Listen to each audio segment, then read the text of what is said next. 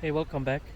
In this video I would like to discuss the styling of this Thuja occidentalis, which is a tree collected in 2019, some 7 hours north of Montreal. And there are a few points that I would like to make, and I think it will be better if I simply show it instead of show a time lapse of the styling. So let's get on with it. The first thing that I would like to discuss is objective design, and by that what I mean is that, as you saw in the picture of this tree before styling, it was very difficult to understand what to do with it.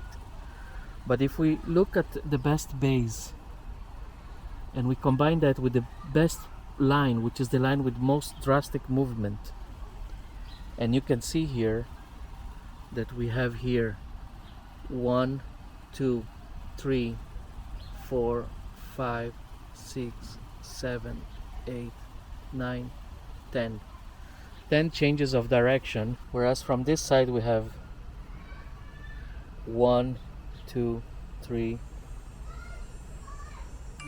4, if we are a bit generous here, 5, 6, 7. From this front we have the best base, the widest base, we have the best line, and we also have the best characteristics, which in this case is this shadi here at the base that still needs to be cleaned, and the proper taper on the tree.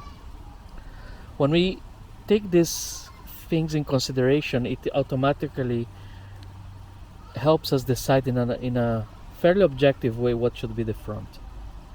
As you can see, I changed the angle. It's a bit tilted because otherwise the tree was going too much to the back. The second point I would like to make is about sustainable design and the natural placement of branches.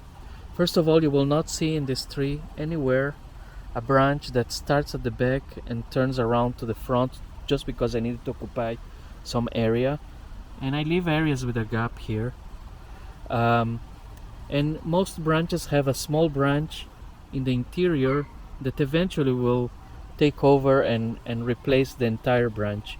In that way I can have what I call dynamic equilibrium on a tree, and that is a way of always allowing the tree to grow, because a tree that is not growing is dying, while maintaining an image that I decided to give to this tree.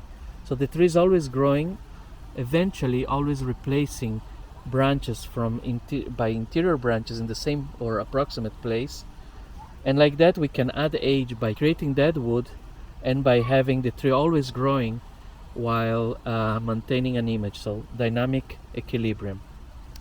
And this is also part of sustainable design, which means that not only it's sustainable for the future, but also sustainable in the present, in the sense that every branch has its own place in the sun. While the branches are placed in a natural way, they are not entirely representative of the growth habit of Thuja. Thuyas grow more in an up and out fashion rather than the typical bonsai thing of putting branches down, trying to compact.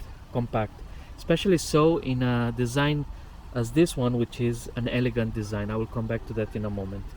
So here there is a little bit of a mixed style, in that sense of it's not entirely natural but not entirely bonsai like. So what is this elegant design that I just mentioned? In traditional bonsai terms, elegant design is what is called feminine design, but obviously this is not a term that is entirely useful, because the tree doesn't have a gender, and so I prefer to use the names powerful design for masculine trees and elegant design for feminine trees. In this case, it is an elegant design. One of the characteristics of elegant design is to have multiple pads and smaller pads instead of a broad pad, and in order to do that on a Thuja occidentalis, my trick is to remove foliage.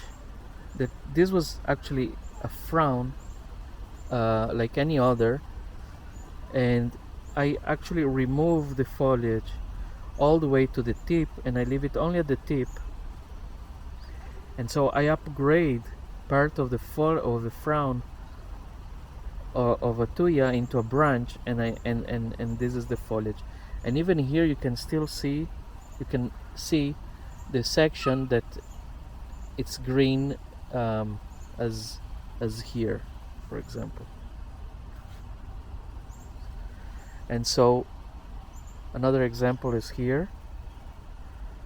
I pick out all the leaflets that are coming in the area that I want to be upgraded into a branch, and then I can use it as a branch. This is my trick for styling elegant Thuja occidentalis. The last concept that I would like to discuss with this tree is the concept of harmonious design. In order to introduce the concept of harmonious design, I need to introduce three concepts. One is the directionality of the visual weight of the tree. In this case, it's from the center of the base. If we trace a line, the tree is moving to the right. And here I decided to place the defining branch towards the right. And the third concept here necessary for understanding harmonious design is the directionality of the apex. And I hope you can see that I gave it a feeling of moving towards the right.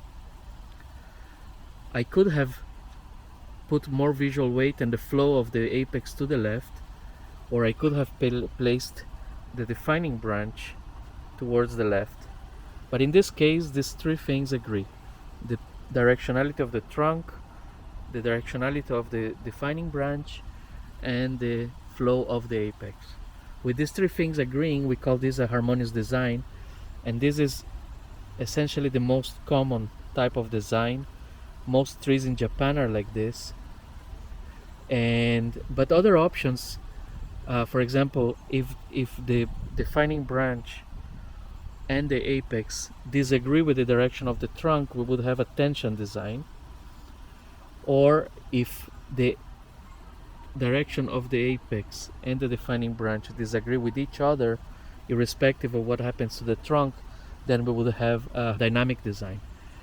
This is only a very quick discussion of this. Each of these types of designs can be chosen on purpose as a function of what the tree is giving us, and to add additional interest on the design. So I hope you managed to take some useful information from this video, and until the next one, bye bye for now.